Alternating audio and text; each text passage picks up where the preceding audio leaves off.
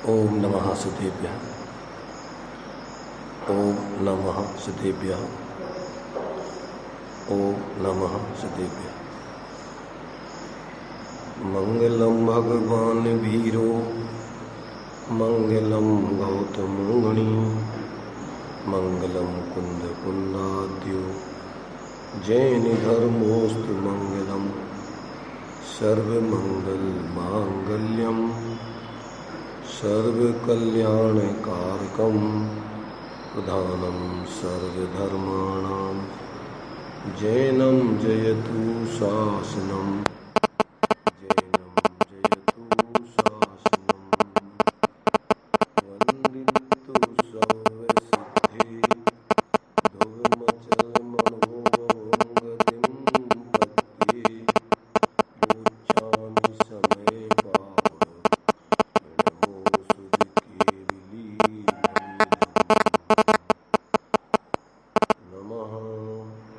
समय साराय स्वानुभूत्या चकास्ति चित्स्वभावाय भावाय सर्वभावान्तरचिने।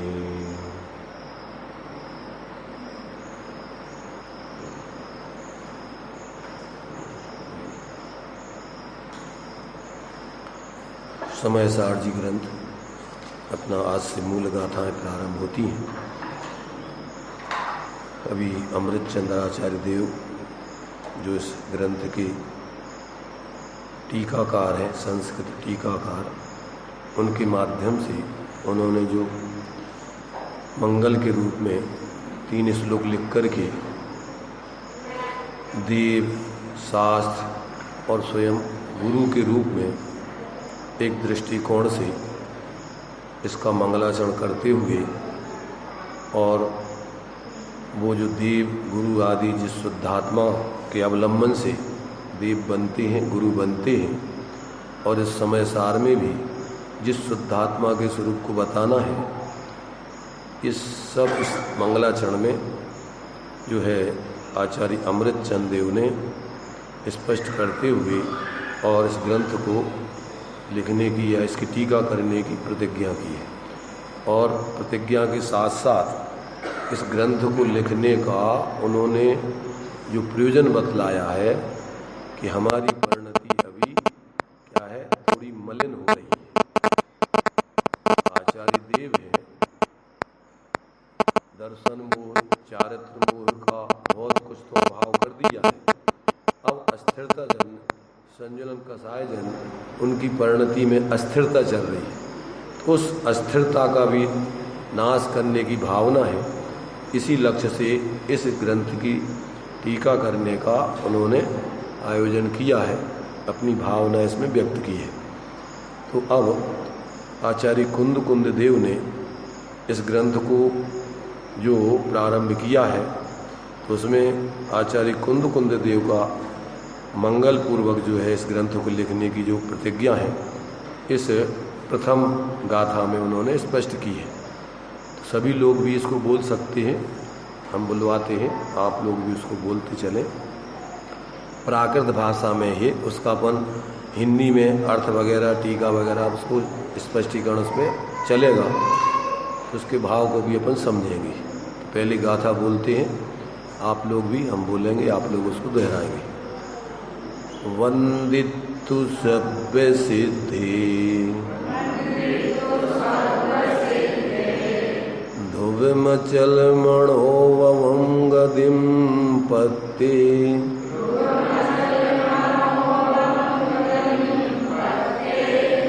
मोक्षामि समये पावुड मृणमो सुध केवली भणिदम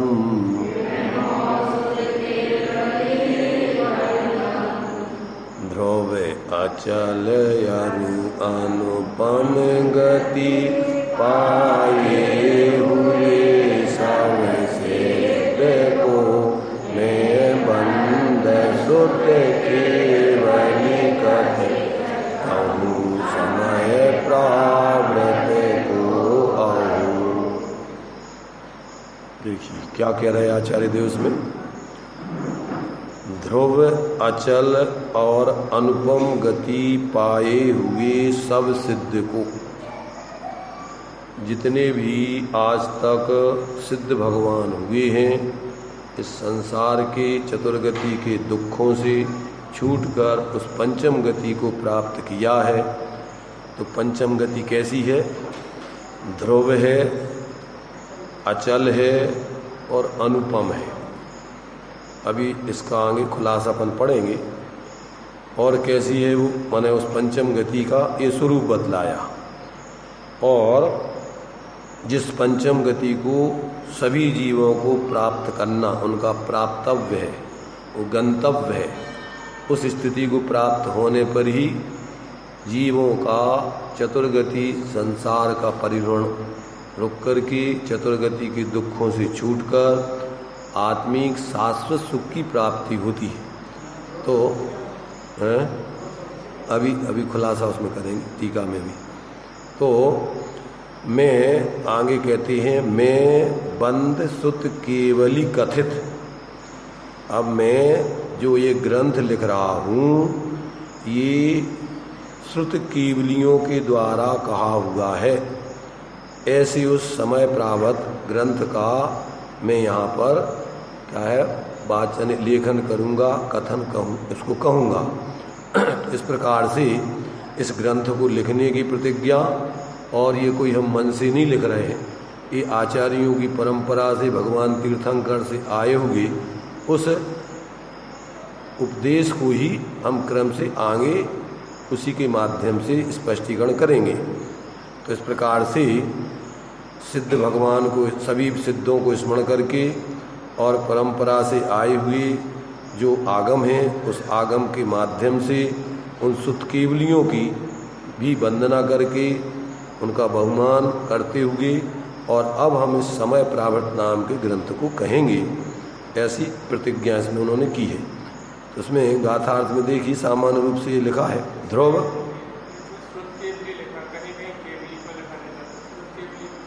नहीं, केवली सुत केवली जो है शास्त्रों को लिपिबद्ध करते हैं, और केवली तो जानते हैं, इसलिए केवली माने संपूर्ण पदार्थों को जानने वाले हैं पूर्ण रूपेण, और सुत केवली उसका द्रव्य रूप में रचना करने वाले। इसलिए जब शास्त्र लिखते हैं तो अपन सुत केवलियों की परंपरा से अपन को मिला है। अपन जो बोलते मंगलाचरण में, मूल ग्रंथ कर्तारा श्री सर्वज्ञ देवा, तदुत्तर ग्रंथ कर्तारा श्री गणधर देवा, प्रति गणधर देवा, तेसाम वचनानुसार, उन्हीं की क्रम परंपरा में अपन को सुत का ज्ञान होता है। इसलिए उनको भी स्मरण करते हुए यहाँ पर इस ग्रंथ मूल आचार्य तीर्थंकर के समूषण में गणधर होते हैं, और बाद में जो संघ के आचार्य होते हैं वो प्रति गणधर कहलाते। सब जितने भी आगे आचार्य बनते जाते हैं मुनिराजों के, वो सब प्रति गणधर देव हैं, माने वे गणधर के बाद होने वाले आचार्य।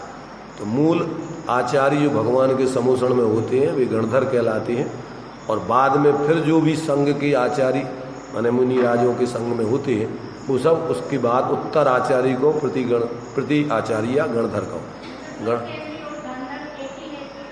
सुत केवली अलग, माने जो गणधर होते हैं वे सुत केवली तो होते ही हैं, परंतु सभी सुत केवली गणधर होना जरूरी नहीं।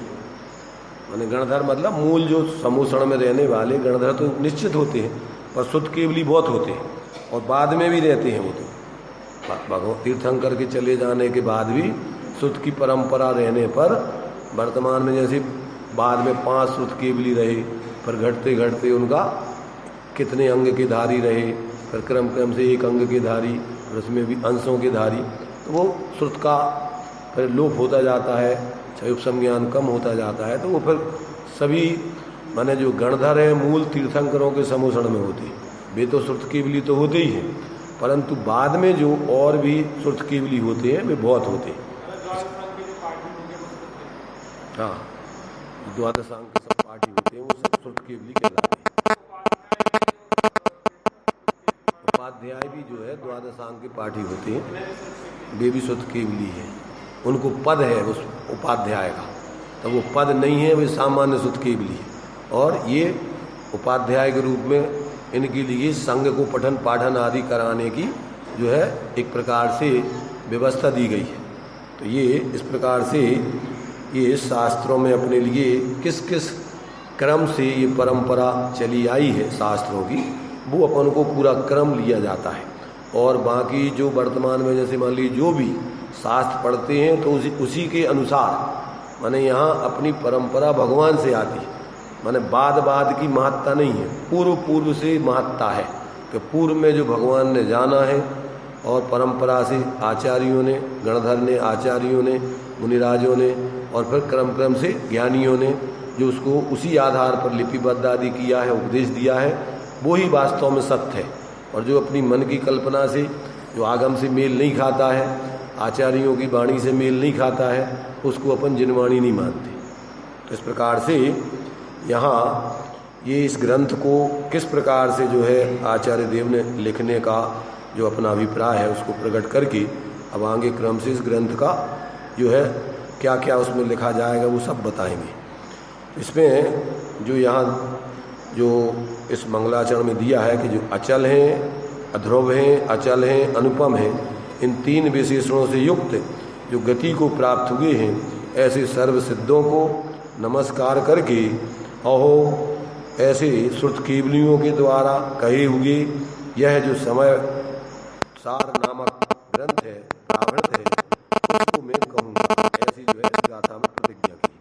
अब टीका में जो है आचार्य कुंदकुंद देव के बाद 1000 वर्ष बाद लगभग जो है अमृत चंद्राचार्य हुए।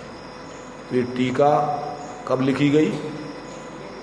ग्रंथ तो लिखा गया है लगभग उसी पहली दूसरी शताब्दी को, वहीं पर भगवान महावीर स्वामी के 500-550 वर्ष बाद, 600 वर्ष बाद। और ये जो है जो टीकाएं हुई हैं ये बहुत बाद हुई है, 1000 वर्ष बाद हुई है टीका, समय सार आत्मख्याति नाम की अमृतचंद। और बाद में इसी के ऊपर जो तात्पर्य वृत्ति लिखी है जयसेनाचार्य ने, वो अमृतचंद्राचार्य देव के भी 300 वर्ष बाद उस पर टीका लिखी। उनको लगा कि इस पर और अभी स्पष्टीकरण होने चाहिए, अभी लोगों की समझ में ये विषय नहीं आ रहा है, तो उन्होंने फिर तात्पर्य माने उसका आचार्य कुंद आचार्य अमृतचंद देव क्या कहना चाहते हैं, तो उसको फिर उन्होंने अपनी तात्पर्य वृत्ति टीका में लिखा। और बाद में फिर जो विद्वान आदि होते हैं उसका प्रवचन आदि करके स्पष्टीकरण करते हैं, अपने भाव को खोलते हैं, तो वो फिर क्रम से उसका विस्तार चलता रहता है। अब इसमें देखिए आचार्य अमृतचंद की टीका के हिसाब से अपन अब इसका माने स्पष्टीकरण पढ़ते हैं, विशेष खुलासा। यहाँ अथ शब्द मंगल के अर्थ को सूचित करता है। ग्रंथ के प्रारंभ में सर्व सिद्धों को भाव से और द्रव्य से, स्तुति से अपने आत्मा में तथा पर की आत्मा में स्थापित करके इस समय नामक प्रावृत का भाव वचन और द्रव्य वचन से परिभाषण यानी व्याख्यान प्रारंभ करते हैं। इस प्रकार श्री कुंदकुंदाचार्य देव कहते हैं, वे सिद्ध भगवान सिद्धत्व के कारण साध्य जो आत्मा उसके प्रतिच्छंद के स्थान पर हैं, जिनके स्वरूप का संसारी भव्य जीव चिंतन करके उनके समान अपने स्वरूप को ध्याकर उन्हीं के समान हो जाते हैं और चारों गतियों से विलक्षण पंचम गति अर्थात जो मोक्ष उसको प्राप्त करते हैं। वह पंचम गति स्वभाव से उत्पन्न हुई है, इसलिए ध्रुवत्व का अवलंबन करती है। अभी जो ध्रुव का अर्थ पूछा था ना, तो वो पंचम गति ध्रुव क्यों है? ध्रुव माने एक रूप, नित्य रूप। तो वो किस कारण से है? क्योंकि वो आत्मा का जो नित्य स्वभाव है, ध्रुव स्वभाव है, एक रूप स्वभाव है, उस एक रूप स्वभाव का अवलंबन करके वो सिद्ध गति की प्राप्ति होती है। इसलिए जिसका अवलंबन वो पर्याय लेती है वो पर्याय भी वैसी ही ध्रुव हो जाती है, शांत हो जाती है, एक रूप बनी रहती है, इसलिए वो ध्रुव कहलाती। यहाँ पर चूंकि वो स्वभाव से उत्पन्न हुई है इसलिए ध्रुवत्व का अवलंबन करती है। और कैसी? चारों गतियां पर निमित्त से होती हैं इसलिए ध्रुव नहीं है किंतु विनाशिक है। चारों गतियां क्या है? परावलंबन से होती हैं, कर्म के उदय पूर्वक, शरीर आदि के अवलंबन पूर्वक, इसलिए वो बदलती रहती हैं, एक जैसी नहीं रहती, स्थिर नहीं रहती। इसलिए पंचम गति चूंकि अपने नित्य स्वभाव के अवलंबन से वो प्रकट होती है, स्वावलंबन से प्रकट होती है, इसलिए वो विनाशिक नहीं है, शाश्वत है, ध्रुव है, एक रूप रहने वाली। तो ध्रुव विशेषण से पंचम गति में इस विनाशिकता का विवच्छेद माने अभाव कर दिया गया कि वो पंचम गति फिर बदलती नहीं है। जैसे चार गतियों में परिवर्तन होता रहता है, जीव कभी मनुष्य बनता है, कभी देव बनता है, कभी त्रियंच बनता है, कभी नारकी बनता है, ऐसा उसमें परिवर्तन नहीं होता है। अब वो सदा काल वैसी की वैसी रहेगी, अब उसमें किसी प्रकार से अन्य गति आदि रूप परिवर्तन नहीं होगा। उसमें तो अपने आप में प्रति समय उसी जाति का परिणमन निरंतर होता रहता है। सिद्ध गति जो है वो निरंतर सिद्ध रूप ही निरंतर क्या है, वो परिणमित होती रहती है, परंतु वो अन्य जो चार गतियां हैं जो कि नए नए रूप में बदलती रहती, ऐसा उसमें परिवर्तन नहीं होता है, इसलिए वो उसको ध्रुव कहते हैं। और वह गति अनादिकाल से परभावों के निमित्त से होने वाले पर में भ्रमण, उसकी विश्रांति यानी अभाव के बस अचलता को प्राप्त है। कैसी है वो? ध्रुव है, एक रूप है और अचल है। अब वो जो है परिभ्रमण, चार गतियां तो क्या है, क्षेत्र से क्षेत्रांतर रूप में परिभ्रमण करती रहती। अब वो क्या है, एक ही स्थान पर वो सदा काल बने रहेंगे। अब वो किसी प्रकार परिभ्रमण नहीं करेंगे, चार गतियों में घूमेंगे नहीं। सिद्ध भगवान क्या है? रही है अनंता अनंत काल यथा तथा शिव पर नहीं। तो जो जीव ऐसी उस पंचम सिद्ध गति को प्राप्त कर लेता है, अब वो चार गति में घूमता नहीं है, क्षेत्र से क्षेत्रांतर नहीं होता है, वो एक ही स्थान पर सदा काल ज्यों का त्यों विद्यमान बना रहता है, इसलिए वो कैसी है? अचल है। तो इस प्रकार से कहते हैं कि वह गति अनादिकाल से परभावों के निमित्त से होने वाली पर में भ्रमण, उसकी विश्रांति यानी अभाव की बस अचलता को प्राप्त है। इस विशेषण से चारों गतियों में पर निमित्त से जो भ्रमण होता है उसका पंचम गति में विवच्छेद माने अभाव हो गया है। अब वो किसी प्रकार से चलायमान नहीं होंगे, वहां से शाश्वत वहीं पर अनंत काल तक के लिए रहेंगे। और वह जगत में जो समस्त उपमा योग्य पदार्थ हैं उनसे विलक्षण अलग प्रकार से वह पंचम गति होती है, ऐसी अद्भुत महिमा वाली है, इसलिए उसे किसी की उपमा नहीं मिल सकती है। जैसे अपन किसी अपन लोक में जो है कहते भैया ये तो शेर जैसा है, जब उसकी सूरवीरता सामर्थ्य बताते, निर्भयता बताते हैं तो उसको शेर की उपमा दे देते हैं। तो पंचम गति कोई लौकिक दृष्टांत देकर के उपमा देकर उसको बताया नहीं जा सकता है। पंचम गति वो अपने जैसी है, क्योंकि ये चार गतियां तो चूंकि क्या है, पराधीन है, इसलिए उसको एक दूसरे से तुलना करके अपन यहाँ पर बता भी सकते हैं। परंतु पंचम गति कैसी है? अनुपम है, उसको बाहर के किसी भी चीज से उसकी उपमा तुलना नहीं की जा सकती है। देखो ऐसे ही अपन आत्मा के स्वरूप के बारे में भी डाला पढ़ते ना, उसमें भी अपन अनुपम शब्द आता है। आत्मा का लक्षण जो बतलाया तो उसमें क्या बतलाया? चेतन को उपयोग रूप, चिन्ह मूरत बिन मूरत अनूप। अनूप माने जिसको किसी बाहर से उसकी उपमा नहीं दी जा सकती है, उपमा रहित है वो आत्मा का स्वरूप। तो अस्थि से चिन्ह मूरत, नास्ति से बिन मूरत। तो बिन मूरत माने जो अपन को मूर्तियां पुद्गल की दिखती है ना, स्पर्श रस गंध वर्ण जिसमें पाया जाता है उसे मूर्तिक कहते हैं, और जिसमें स्पर्श रस गंध वर्ण आदि नहीं पाया जाता जाता है वो अमूर्तिक है। तो आत्मा कैसी है? स्पर्श रस गंध वर्ण आदि से रहित, ऐसी इस पुद्गल से भिन्न, इसलिए अमूर्तिक है। अब चूंकि अमूर्तिक तो और भी 5 द्रव्य है, और भी 4 द्रव्य है। कौन कौन से?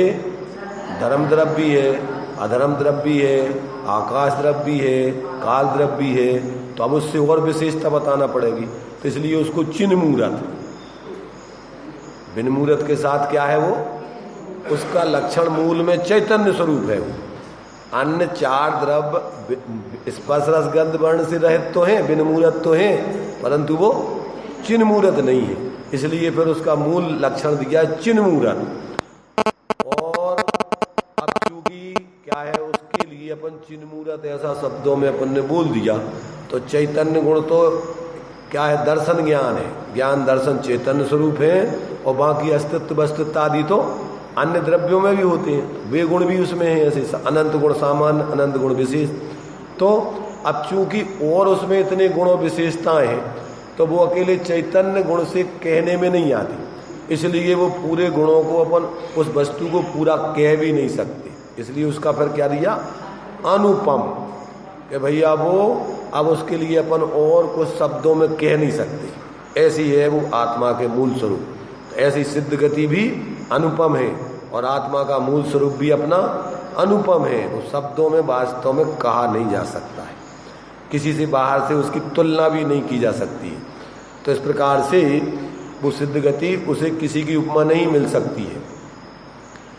इस विशेषण से चारों गतियों में जो परस्पर कथनचित समानता पाई जाती है, उसका उस पंचम सिद्ध गति में निराकरण हो गया है।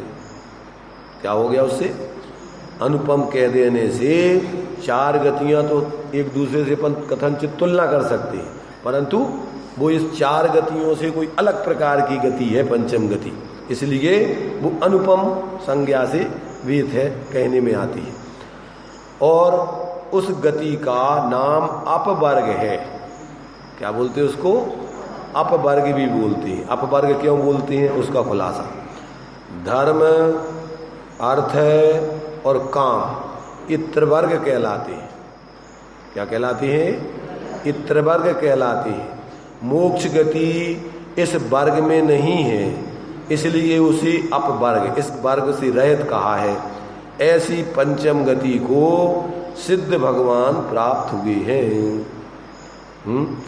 उन्हें अपने तथा पर के आत्मा में स्थापित करके समय का अर्थात सर्व पदार्थों का अथवा जीव पदार्थ का प्रकाशक जो प्राभृत नामक अरहत प्रवचन का अवयव है, उसका अनादि काल से उत्पन्न हुए अपने और पर के मोह का नाश करने के लिए परिभाषण करता हूँ। क्या कहा? काय के लिए ग्रंथ लिखा गया और काय के लिए सिद्ध भगवान को स्मरण किया गया। तो कहते हैं कि जो सिद्ध भगवान हैं वो ऐसी उस पंचम गति को प्राप्त हैं, सिद्ध शुद्ध गति को प्राप्त हुए हैं, ऐसा वो अपना आदर्श गंतव्य प्राप्तव्य हमने भी अपने हृदय में अपने लक्ष्य में लिया है, अपने ज्ञान में। और जिन जीवों को सुखी होना है उनको भी अपना प्राप्तव्य गंतव्य सिद्ध भगवान को अपना आदर्श बनाना चाहिए। जहाँ अपन को पहुँचना है वो स्थान क्या है? वो सिद्ध अवस्था है। तो ऐसा दूसरे जीवों को भी अपना लक्ष्य ज्ञान में दिलाने के लिए जिनको सुखी होना है, और हमने भी अपना गंतव्य उस सिद्ध अवस्था को बनाया है, इसलिए हमने अपनी आत्मा में क्या दिया? उन्हें ऐसे सिद्ध भगवानों को अपने तथा पर के आत्मा में स्थापित करके। तो आत्मा में स्थापित करके माने क्या? अपने और दूसरों के ज्ञान में उसको धारण करके लब्धि रूप में अपने, देखो अपना कोई भी चीज़ अपन को जो अपनी मानते हैं अपन या अच्छी मानते हैं तो अपन उसको धारणा में जमा लेते हैं, ज्ञान में ले लेते हैं। जैसे अभी अपन ने व्यवहार में यहाँ अपना मकान बना लिया है, तो अब अपन कभी उसको भूलेंगे नहीं कि हमारा मकान कौन है, पूछने की जरूरत नहीं है। अपन बिना सोचे समझे चले जाएंगे और अपन अपने मकान में प्रवेश कर जाएंगे। क्यों कर जाएंगे ऐसा? क्योंकि अपनी धारणा ज्ञान में, अपन ने लब्धि में उसमें अपनापन कर रखा है। तो क्या होता है कि अपन कहीं भी चले जाएं, विश्व के किसी भी कोने में रहें, परंतु अपना घर कहाँ रहता है? अपने ज्ञान में निरंतर बना रहता है। और कभी अपन सब तरफ से घूम घाम के वापस अपने परंतु घर अपना कौन सा है? का घर है। ये तो कर्म के उदय पूर्वक मिला हुआ है, वास्तव में तो ये अपना घर नहीं है। अपना घर तो क्या है? अमूर्तिक प्रदेशों का पुंज, प्रसिद्ध ज्ञानादि गुणों का धारी, अनादि निधन, ऐसा अपना जो स्वरूप है वो अपना घर है। इसलिए अपन भजन में बोलते हैं कि हम तो कबहु न निज घर आए, पर घर फिरत बहुत दिन बीते, नाम अनेक धराए। ये शरीर को भी घर कहा है, पर घर कहा है। पर घर फिरत बहुत दिन बीते, नाम अनेक धराए। तो नाम अनेक कैसे धर गए? कि त्रियंच गति में पहुंच गए तो त्रियंच नाम पड़ गया। और त्रियंचों में भी कुत्ता, सुअर, बिल्ली, चूहा, गधा, कितने कितने नाम धराए। तो क्या हुआ? इस जीव ने अपने मूल घर को भूल करके, और ये पर घर जो अपने नहीं थे, कर्म के उदय से मिले थे, इनमें एकत्व ममत्व करके और निरंतर दुर्गति के पात्र बने रहे। तो मूल में तो क्या है? आत्मा अपने अस्तित्व में रहती है। प्रत्येक वस्तु अपने स्वचतुष्टय से उसकी अस्ति है और पर चतुष्टय से नास्ती है। कहाँ रहती है आत्मा? मूल में तो अपने ही प्रदेशों में रहती है, अपने ही गुण पर्यायों में रहती है। गुण पर्यायवत द्रव्यम, अस्ति जो बोलते ना, अस्ति, प्रत्येक वस्तु में अस्ति नास्ति नाम का धर्म है। ऐसे अनंत धर्म है परस्पर विरोधी। तो अस्ति और नास्ति दोनों धर्म है। अस्ति धर्म क्या करता है? अस्ति नाम के धर्म से प्रत्येक वस्तु अपने द्रव्य, अपने क्षेत्र, अपना काल माने अपनी पर्याय और अपने भाव माने अपने गुण धर्म कहाँ रहती है? अपने ही चतुष्टय में। एक होता है स्वचतुष्टय, एक होता है स्वचतुष्टय। किसे कहते हैं? स्वचतुष्टय। तो प्रत्येक वस्तु स्वचतुष्टय की धनी है। भगवान कैसे है? अनंत चतुष्टय की धनी तुम ही हो सरतार।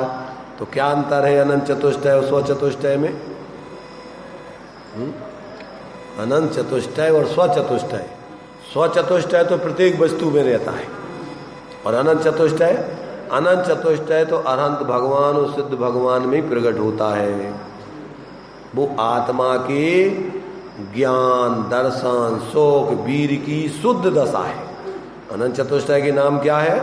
अनंत दर्शन, अनंत ज्ञान, अनंत शोक। इसी को अनंत चतुष्टय की धनी भी बोलते हैं और नव केवल लब्धि रमाधरंत भी बोलते हैं। इसमें क्या अंतर हुआ? कि अंतर कुछ नहीं है, सिर्फ सामान्य और विशेष कथन का अंतर है। सामान्य चार घातिया कर्मों के अभाव में चार विशेषताएं माने पर्याय प्रकट हो गई, और जब उसी को भेद करके बोलते हैं तो नौ पर्याय प्रकट हो गई। क्यों? क्योंकि वीर का जब सामान्य से कथन करते हैं तो अनंत वीर कह देते हैं, और जब विशेष से कथन करते हैं तो दान, लाभ, भोग, वीर, इसके 5 वीर। तो अनंत दान, अनंत लाभ, अनंत भोग, अनंत भोग, अनंत वीर, ऐसी 5 विशेषताएं इसकी बता देते हैं। और यहाँ जो अपन ने अनंत सुख कहा तो मोह के अभाव में मोह के 2 भेद हैं। दर्शन मोह, चारित्र मोह। तो छायक सम्यक और छायक चारित्र, मोह कर्म के अभाव में दो गुणों की शुद्धता प्रकट होती है। और अभेद रूप से अपन कह देते हैं दोनों को मिला के अनंत सुख। मोह से जीव दुखी है और मोह रहित हो जाता है तो सुखी हो जाता है। तो उसके लिए फिर अपन एक में ले लेते हैं, उसको मिला करके दोनों मोह, दर्शन मोह, चारित्र मोह के अभाव पूर्वक जीव को अनंत सुख प्राप्त हो गया। अब जिसका कभी अभाव नहीं होगा और जिसकी कोई ठाई नहीं पा पाओगे। अनंतता दो प्रकार से, एक तो काल की अपेक्षा और एक भाव की अपेक्षा। कितना सुख आप उसका ठाई नहीं पा सकते कि कितना, उसको अंत नहीं बता सकते कि कितना, और वो सुख कब तक रहेगा कि उसका काल का भी कभी अंत नहीं आएगा कि जो समाप्त हो जाए कभी। तो काल से भी अनंत और भाव से भी अनंत, उसकी गहराई, जिसकी गहराई कभी कोई पा नहीं पावे। तो इस प्रकार से यहां अपने लिए क्या है कि ये जो हम जो है इस मंगलाचरण में जो सिद्धों को, हमने सभी सिद्धों को जो स्मरण किया है, नमन किया है, याद किया है, तो वो हमने स्थायी रूप में अपनी आत्मा में उनको धारण कर लिया। अब जब तक हम सिद्ध नहीं बन जाएंगे तब तक हम अपनी आत्मा से उनको दूर नहीं करेंगे। ऐसे ही जिनको सुखी होना है तो वो भी अपनी आत्मा में सिद्ध भगवान को आदर्श बनावे। किनको आदर्श बनावे? सिद्ध भगवान। सिद्ध भगवान माने क्या? सिद्ध भगवान माने आत्मा की पूर्ण स्वाधीन, पूर्ण सुखरूप, पूर्ण निर्दोष शुद्ध दशा। मोक्ष कोई स्थान नहीं है, स्थान उपचार से कहलाता है। परमार्थ से तो मोक्ष आत्मा की मोह रहित शुद्ध दशा का नाम है। तो मोक्ष जो बाहर में अपन उपचार से कहते हैं, वो पहले भावात्मक रूप में मोक्ष तो यही आत्मा में प्रकट होता है। क्या मोक्ष में आत्मा जाती है कि मोक्ष आत्मा में आता है?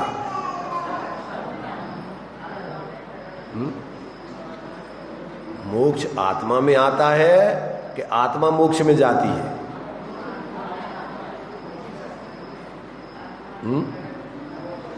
देखो, भाव समझ लो तो इसमें परस्पर में कोई विरोध नहीं है, क्योंकि द्रव्य गुण पर्याय परस्पर एक दूसरे को प्राप्त करते हैं, पहुंचते हैं। उसकी जो परिभाषा दी ना, तो द्रव्य गुण पर्याय अर्थ बोलते हैं उनको, अर्थ। द्रव्य गुण पर्याय को अर्थ बोलते हैं। तो अर्थ का मतलब क्या होता है?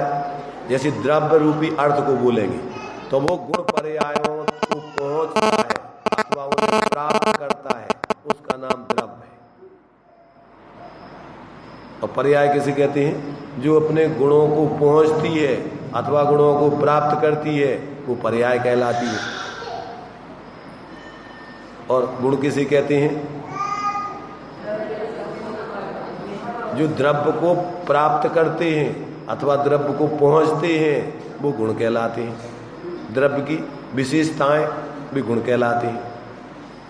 तो ये वो तो पहुंचना कहो या उनको पाना कहो, एक ही बात है। तो शुद्ध अवस्था को द्रव्य प्राप्त करता है अथवा द्रव्य शुद्ध अवस्था को पहुंचता है, या तो द्रव्य उसमें उसको प्राप्त करता है या क्या करता है, बेपर्याय उस द्रव्य को प्राप्त करती हैं। तो ये द्रव्य वहां पहुंचेगा। समझ में आ रहा है कि नहीं? एक दूसरे मय है ना, कोई सर्वथा अलग अलग तो है नहीं। आत्मा की शुद्ध अवस्था अपन बोलते मुक्ति बधू के कंत तुम। तो आत्मा जो है मोह रहित ऐसी शुद्ध दशा को प्राप्त कर लिया अथवा उस रूप परिणमन कर रहा है। अभेद दृष्टि से आत्मा ही उस रूप परिणमन कर रहा है। जैसे अपन ऐसा सोचो कि अपन ने अपने पास सोना था, पहले जो है मान लीजिए कि वो और कोई लेना, उसको अपन ने जो है चेन बनवा ली। बताओ वो चेन सोने में से आई है कि सोना चेन के ऊपर में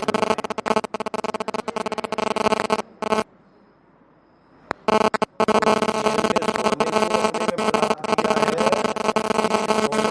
चैन रूप परिणति होगी।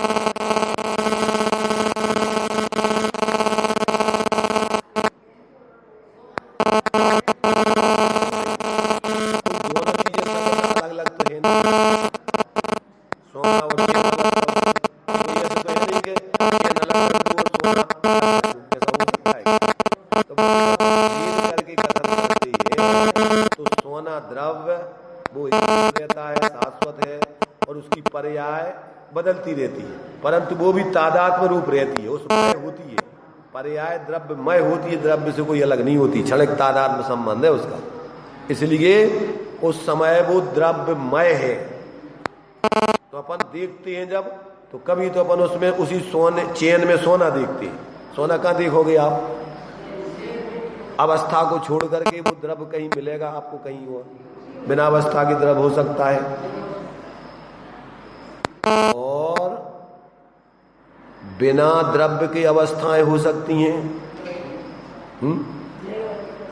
द्रव्य नहीं हो और अवस्था हो जाए, ऐसा हो सकता है? वो तो नहीं होता। तो अब इतना अंतर है कि वो अवस्थाएं बदलती रहती हैं और द्रव्य ज्यों का त्यों रहता है।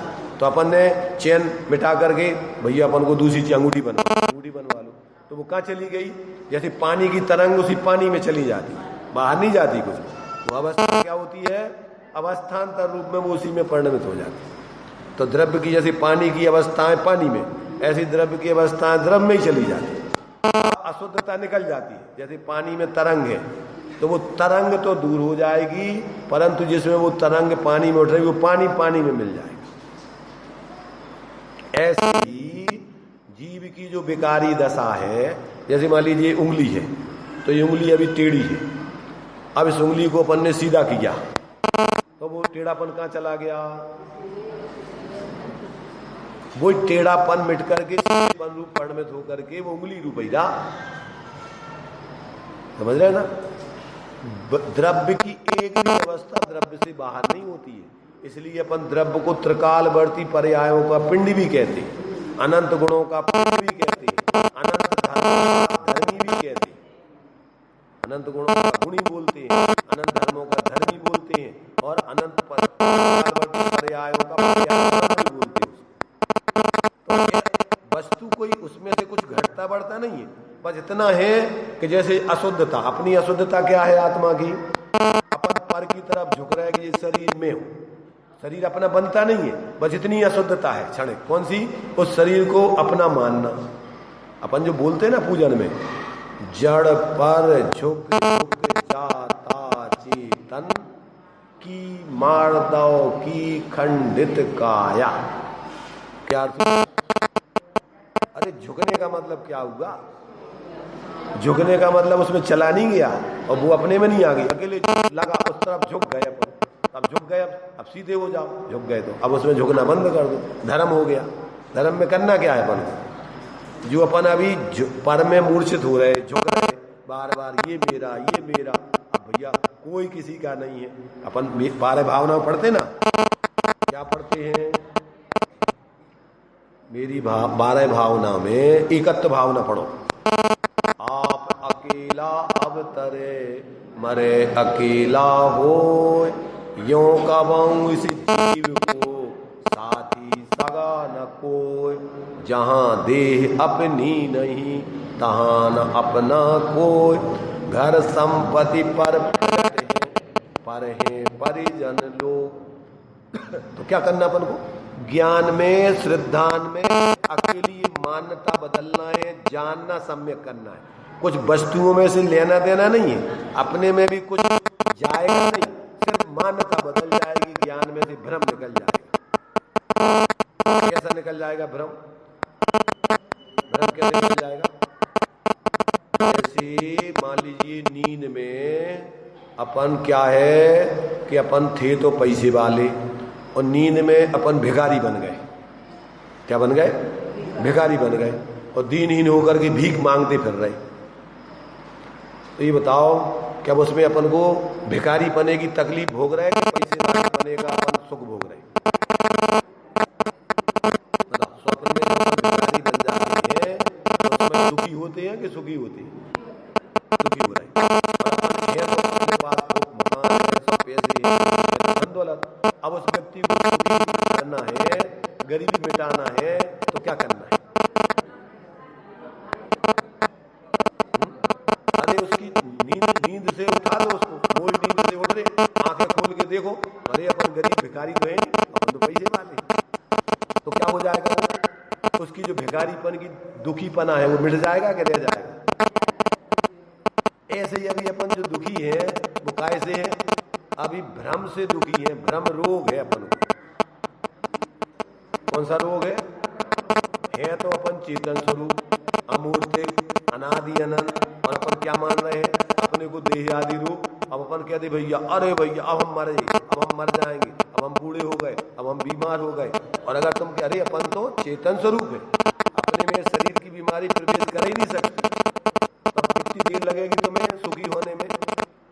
अरे बाहर में भयंकर कैंसर, टीबी, ये देखो ना, तुम्हारे से श्रीपाल थे, उनको क्या था? काय में, और उनकी आत्मा में सम्यक था, छायक सम्यक दृष्टि, तद्भव मोक्षगामी। तो वे कोट तो देख रहे बाहर में, वे देख रहे कि हमारे लिए तो अपन तो बढ़िया, अंदर में कोई तकलीफ नहीं। सिर्फ दृष्टिकोण बदलने की जरूरत है, अंदर में कुछ आना जाना नहीं है। झूठापना जो अपन ने मान रखा है, जो अपन है नहीं, तो उस झूठेपने को क्या करना पड़ेगा? उसमें क्या क्या करना पड़ेगा? झूठापना छोड़ना है। जैसे आप जीव हो, शरीर नहीं हो, तो इसको छोड़ने के लिए अपन को क्या क्या करना पड़ेगा? कितने उपवास, कितने ताप, कितना क्या क्या करना पड़ेगा? मिथ्यात्व को छोड़ना है पहले, तो मिथ्या छोड़ने के लिए क्या क्या करना पड़ेगा? अरे भाई मान्यता बदलना है ना, अपन जीव है, अपन पढ़ते हैं देखो जगह जगह 12 भावना और आलोचना पाठ, स्तुति, सब में यही है। तो अपन पढ़ते हैं तो मंगत राय की बात, यह जड़ तू ज्ञानी, मिले या ना दे तन ते बिछड़े, जाय ज्यों पय रूपानी, रूप तुम्हारा सब सोया, भेद ज्ञान करना, न दोनों उद्यम सो चरना। उद्यम कौन सो? यही काम करना, भेद विज्ञान। जब तक तुम्हारे लिए क्या नहीं हो जाए? भेद विज्ञान, आत्मज्ञान नहीं हो जाए, और बल्कि सिद्ध दशा प्राप्त नहीं हो जाए, तब तक अपने लिए क्या करना? भेद विज्ञान कब तक भाते रहना? पराच्युत्वा ज्ञान ज्ञाने प्रतिष्ठित। जब तक ज्ञान में स्थित नहीं हो जाए, तब तक अपन को यही भेद विज्ञान की भावना है। जितने भी आज तक सिद्ध हुए हैं, कैसे हुए हैं? भेद विज्ञानता। और जितने संसार में बंधे हैं वो कैसे बंधे हैं? अस्येव अभाव, तो इस भेद विज्ञान के अभाव बंधे हुए। अपन को यदि सुखी होना है तो अपनी सबसे प्रथम भेद विज्ञान करके अपनी मानता, जो भ्रम अपन को है, भ्रम। आचार्यों का, भगवान का उपदेश काय के लिए है? जग सुहित कर सब अहित हर, श्रुति सुखद सब संशय हरे, भ्रम रोग हर, जिनके जन मुख चंद्र के अमृत झरे। अब ये अंदर में देखो, ये सिर्फ अकेले शब्दों में विकल्पों की बात नहीं है। भेद विज्ञान, भेद विज्ञान कैसे होता है? भेद विज्ञान पहले तो सविकल्प दशा में निर्णय होता है, और फिर निर्विकल्प होकर स्वरूप का अनुभव होता है, तब वो सम्यक भेद विज्ञान कहलाता है। अकेला मात्र शब्दों में, विकल्पों में अगर अपन ने भेद विज्ञान कर लिया और अंदर में अपन ने अपने स्वरूप को अभेद करके निर्विकल्प अनुभव नहीं किया, तो अभी पूरा भेद विज्ञान नहीं हुआ, तो अधूरा रह गया। इसको अपन इसी समय सार में दिया है कि पहले तो जिस भांति प्रज्ञा छेनी से पर से विभक्त किया इसे, उस भांति प्रज्ञा छेनी से ही अरे ग्रहण करो इसे। पहले तो अपन को ज्ञान में सविकल्प दशा में अपने से भिन्न पर पदार्थों को जानना है, और फिर क्या करना है? अपने को अपने से अभिन्न करके अनुभव करना है। अपने ज्ञान को अपने ज्ञान स्वरूप आत्मा से अभेद करके उसको अनुभव करना है। तो जब अनुभव होगा तो फिर उसके साथ अतीन्द्रिय आनंद, ज्ञान और आनंद का जोड़ा है। काय का जोड़ा है? ज्ञान के साथ अतीन्द्रिय आनंद। जब आत्मा का अनुभव होगा तो उसका लक्षण है ये। क्या उसका लक्षण बदलाया? क्या बदलाया उसका? पहले तो सविकल्प दशा में उसका भेद माने भेद विज्ञान स्वापर का निर्णय करे, और फिर क्या करे? फिर अभेद अपने स्वरूप को अपने ज्ञान में लेकर के निर्विकल्प अनुभव करे। तो ये जब तक व्यक्ति के ज्ञान में ऐसा दोनों प्रकार से, पहले सविकल्प दशा में होता है, बाद में निर्विकल्प दशा होती है, तो ऐसा ये देखो चारों गति के जीव सम्यक को प्राप्त कर सकते हैं। ऐसा भेद विज्ञान करके आत्मज्ञान चारों गति के जीव कर सकते हैं। अब आगे का जो आचरण है विशेष लीनता, वो आपको पूर्ण रूपेण मनुष्य पर्याय में ही कर सकते हो, और वो बाहर के संपूर्ण परिग्रह आदि त्याग करके ही होती है, मुनि दशा बनने पर ही होती है। पर सम्यक दर्शन प्राप्त करने के लिए तो उसके लिए चारों गति के जीव जहां हैं वहां पर उसी अवस्था में रहकर और भेद विज्ञान करके आत्मज्ञान कर सकते हैं। अपन देखते हैं 6 खंड के अधिपति चक्रवर्ती और सम्यक दृष्टि रहते हैं।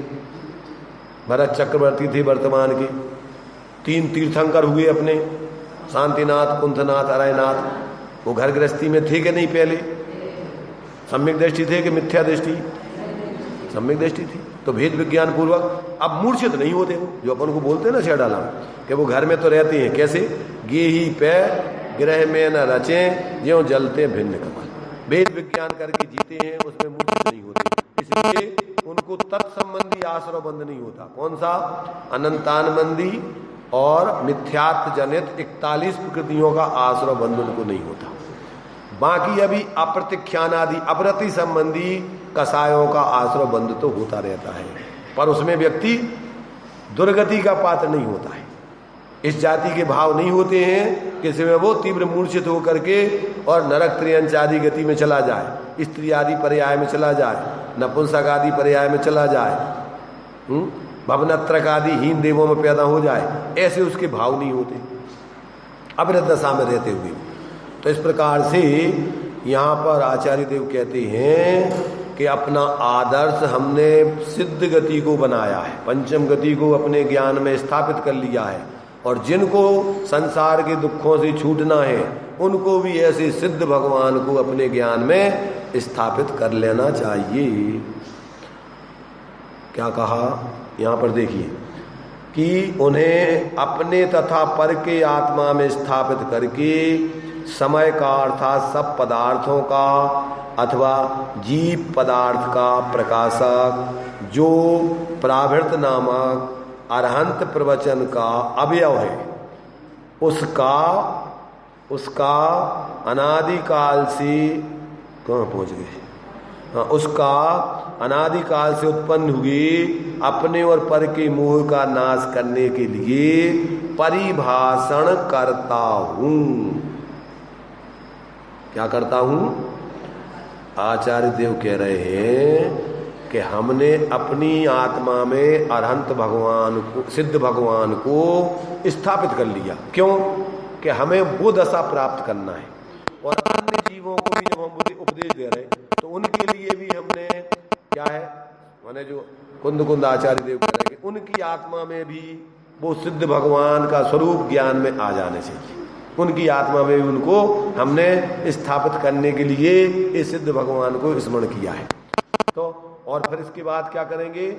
जो अनादिकाल से जीव चतुर्गति परिभ्रमण कर रहा है, अनादिकाल से उत्पन्न हुए अपने मोह तथा पर के मोह का नाश करने के लिए इस समय सार नामक ग्रंथ का परिभाषण माने उसके स्वरूप को बतलाएंगे। समय सार माने अपने शुद्ध आत्मा के स्वरूप को सिद्ध करेंगे, जिसके अवलंबन से ये जीव मोह का नाश करके उस सुख को प्राप्त होता है।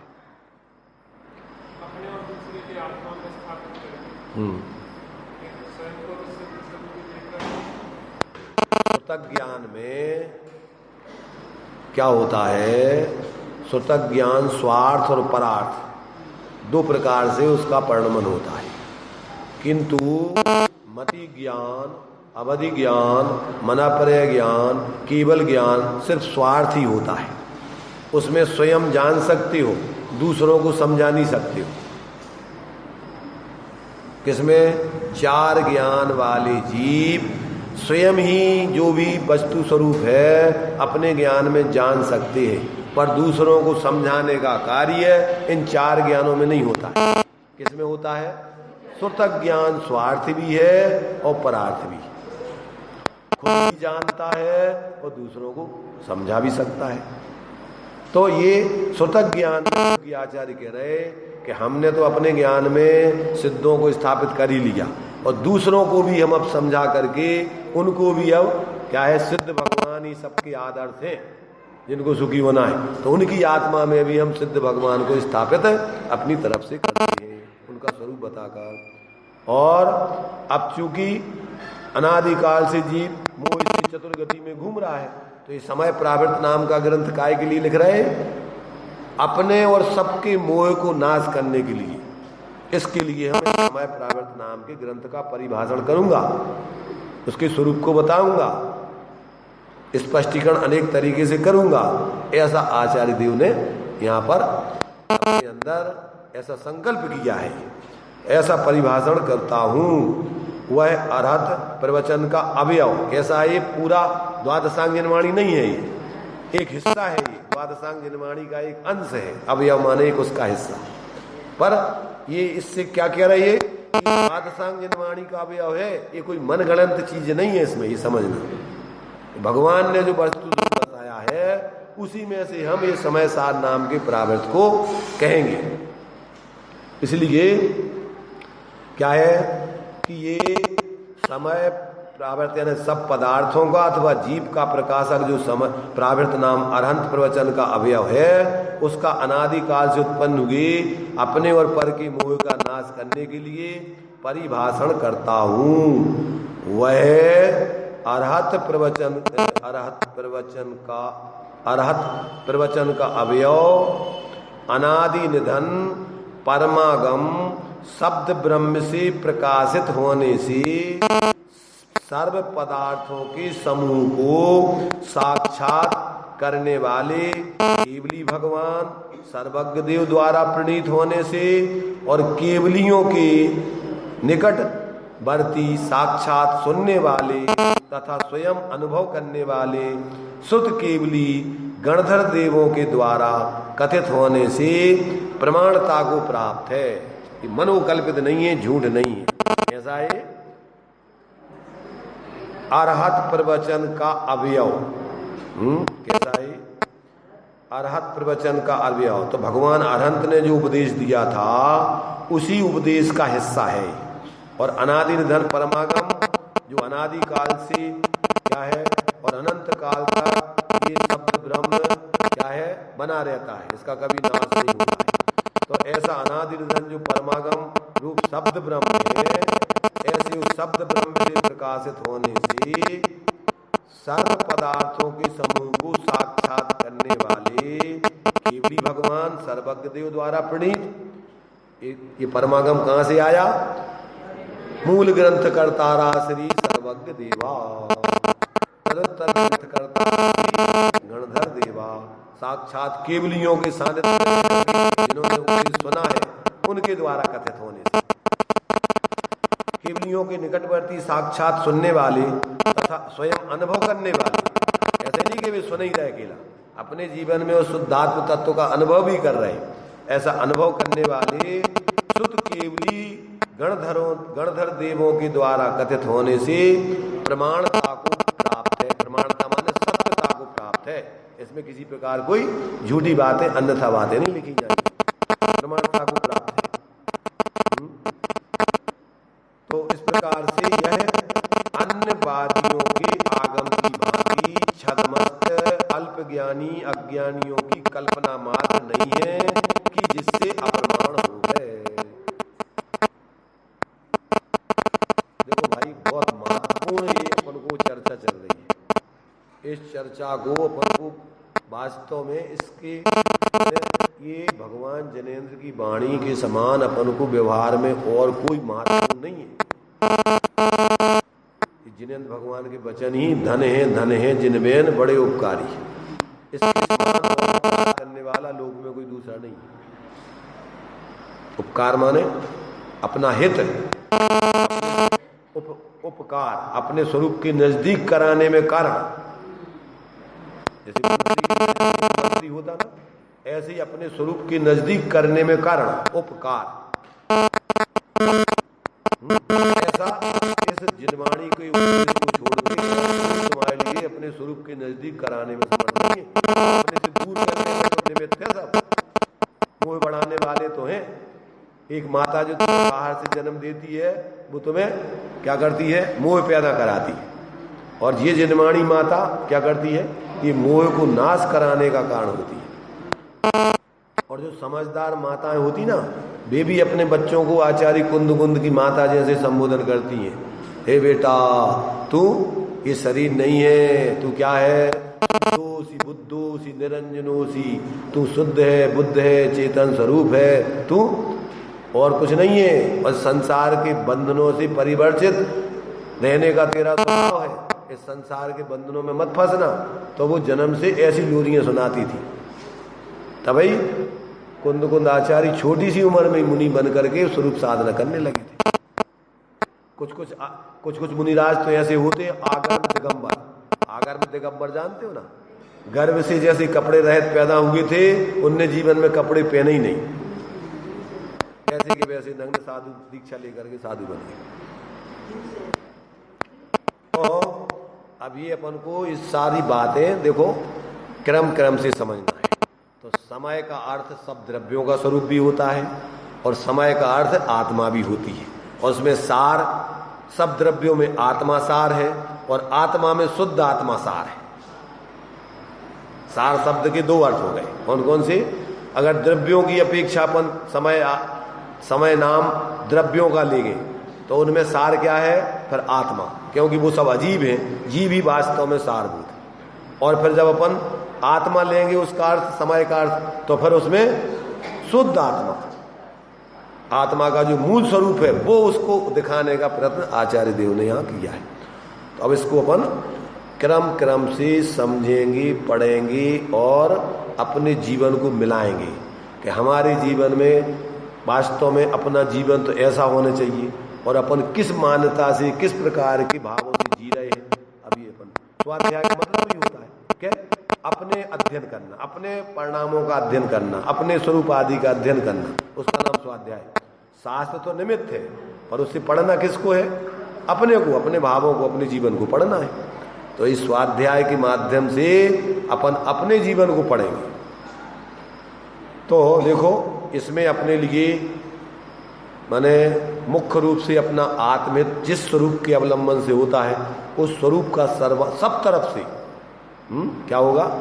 परिभाषण, परिसमता, सब प्रकार से उसके स्वरूप को स्पष्ट करेंगे। और दोपहर में जो अपना द्रव्य संग्रह चल रहा है, उसमें भी बहुत ही मार्मिक तरीके से आगम और अध्यात्म का सुमेल बनाकर सारी विवक्षाओं से अपने लिए वस्तु स्वरूप समझा जाता है। तो अब अपने लिए सब प्रकार से सुबह यहाँ इसको समझें, फिर द्रव्य संग्रह से और विस्तार में उसको सभी प्रकार से समझें, ताकि अपने अंदर की विपरीतता, कहीं भी विपरीतता नहीं रहे।